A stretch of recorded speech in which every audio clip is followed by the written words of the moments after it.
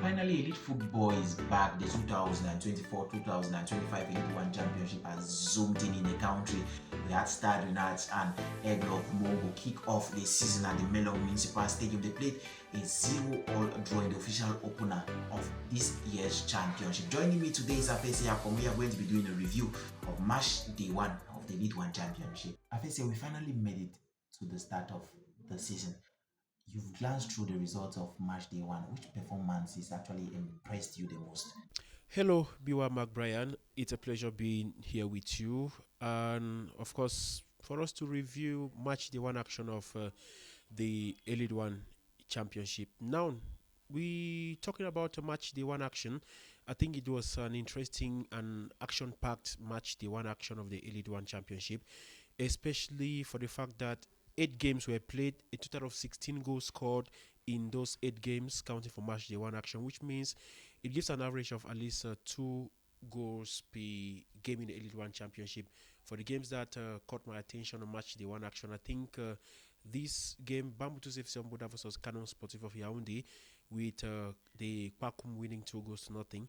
I think the circumstances surrounding the that encounter makes it quite interesting because Canon of Yaoundé before that game, the players were on strike. They never actually wanted to go for the encounter, but they put up a spirited fight in Buda, winning all 3 points against Bamutus. And I think Bamutus actually did face difficulties because of the fact that the team is based in Douala, they train in Douala, they travel from Douala to come and play their home games in Buda. The climate in Douala and the climate in Buda, they are two different things. And just that fact that Bamutus, a team from Buda, staying in Douala and playing in Buda, it shows that the team is not really serene. I mean, internally. Now, another encounter that actually caught my attention was out there in Garua, where AS Fortuna traveled all the way from the south to winning Gazelle FC out there 2 goals to 1, coming from a goal down and winning up there in the heat in Garua. I think it's a very good start of the season for AS Fortuna Rumfu. Now,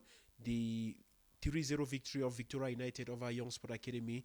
I think it's quite interesting to see how Victoria United sent out a statement of intent to all their potential rivals because the president of the club, Valentine Quine, has never actually hid his ambitions of retaining their title. So I think that was a very big win for them, which means they are capable of defending the title they won last year in the Elite One Championship. We previewed the encounter between Cotton Sport of Garoua against Colon Sportive as the toughest game of match day one. It ended in 0-all tie. I think it was an amazing encounter. Now, what did you also expect from that particular fixture? Yes, about the match Colombo Sport of the Jan Lobo versus Cotton Sport FC of Garwa, I think that was a game that we all were expecting to produce lots of fireworks because these are the two best clubs we have in Cameroon in terms of financial power, in terms of professionalism, and the kind of organization we have within these two clubs. These are the best we have in the country. The 0-0 draw out there in Garua, I think it's a good score for the two sides. It settled things very well for them because you watched the encounter, you saw the quality of play.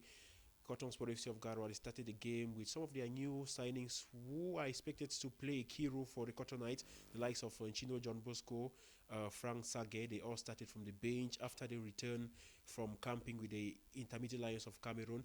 But it was also an opportunity for supporters there in Garwa to watch the likes of Harrison Jonkep was making his debut for Cotton Sport after completing the move from Aiding Sports of the Lake here for Column of the Giant Lobo, a team that is just fresh from winning a domestic double. That's the Cameroon Cup and the Cameroon Super Cup. It was a good start going up north. Not many teams go up to Garwa and come back with a point. So it shows just how solid Column of the Giant Lobo are. They started with their regular goalkeeper Idris for a goal. Then it was also interesting to watch that centre back pairing of Amza Amido, who joined the team from Young Sport Academy, and Cedric Landry Jomo, who joined the team from Pangte Sportif of Nde. And they had their regulars like Randy Ntumekwala in the middle of the park. So I think it was quite an interesting game. And in the days ahead, we'll definitely see more interesting fixtures, especially in Garwa, where this Wednesday we'll have Cotton Sport that will play an advanced game against RS Fortuna. Colomb playing an advanced game against Gazelle of Garwa. I like the way the Cameroon football league have made in such a way that when a team goes up north, they play all their two games up north before coming back. It's advantageous. Meanwhile, Cotton Sport and Gazette, when they come down south, they play their two games before they go back to the northern part of the country. Away from Garwa, I feel say in Bafusam, we had PWD of Bamenda, the Abakwa Boys go up against Pante, one of the teams that was promoted from the Elite 2 Championship. They were so amazing. Now, these teams are teams that came into the encounter or started the championship with a revamp in their squad. You have an almost 80% new squad in these two teams. How did that encounter play? This is an encounter you watched. How was this encounter? Yeah, actually, I watched PW versus Panther Sportive Day at the Bamizi Stadium in Bafusam on Sunday. And like you rightly mentioned, the two teams have witnessed over an 80% revamp in terms of the changes we have in the squad. We saw a PW side that is more of a youthful side because at the end of last season, the team laid off the likes of Burinho Derek, Biwah Bryan, amongst a host of players who did not continue with the team at the end of last season. They brought in new players, the likes of Destiny Ngeneneke Zedu, the likes of Eze Pascal Maxim, the likes of Sangu Ali, Deyui Ayrton, who also joined the team.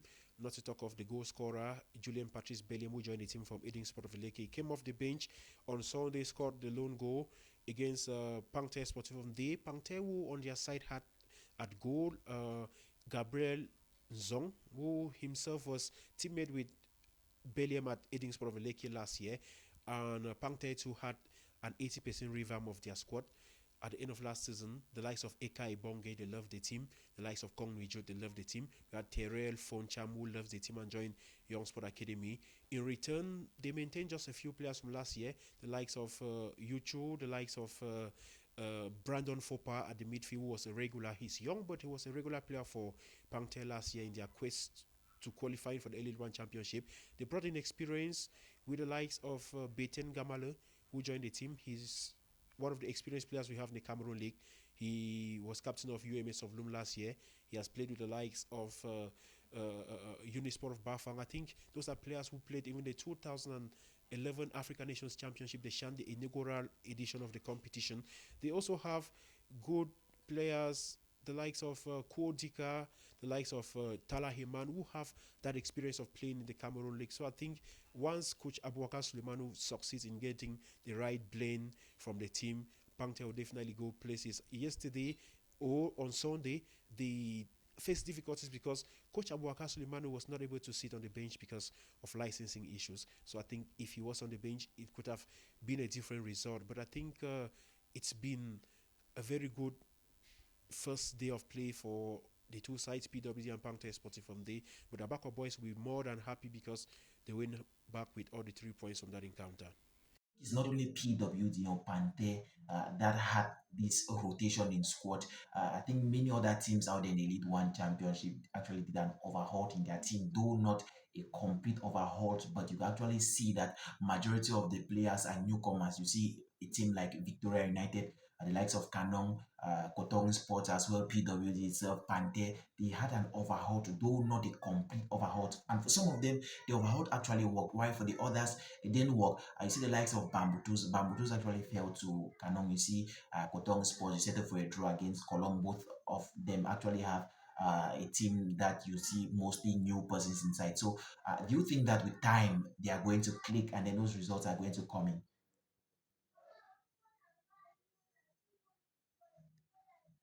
Yeah, yeah, I agree. I agree.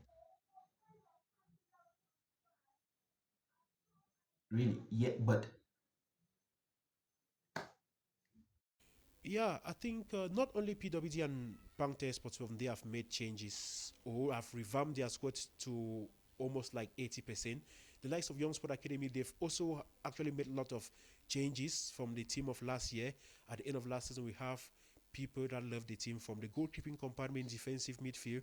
The likes of Beson Chrysanthus was goalkeeper. The likes of goalkeeper Mohamed Yindri, who love the team and joined Bambutos FC on Buddha. We had the likes of Asongwe Lovett, who went to Bambutos.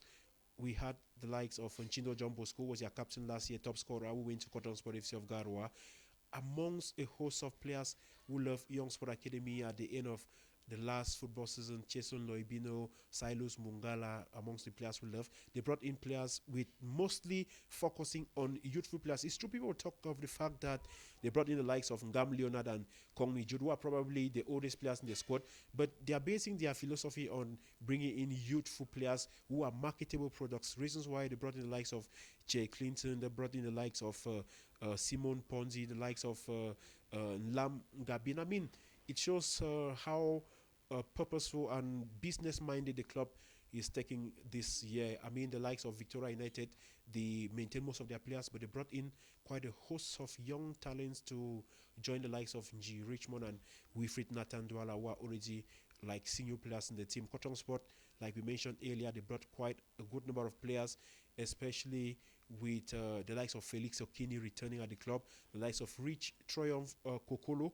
who returned after stints with Raja Casablanca in Morocco, likes of Harrison John Kep, Babi Marcelin, the goalkeeper who left Gazelle and joined Potong. So almost all the clubs in Cameroon, including the likes of Union of Douala, who brought in the likes of Abed, Tikud Egbe, and so on. And it's also interesting how we see players from the regional leagues who are gradually now integrating the top tier in Cameroon, the Elite 1 and 2 championships.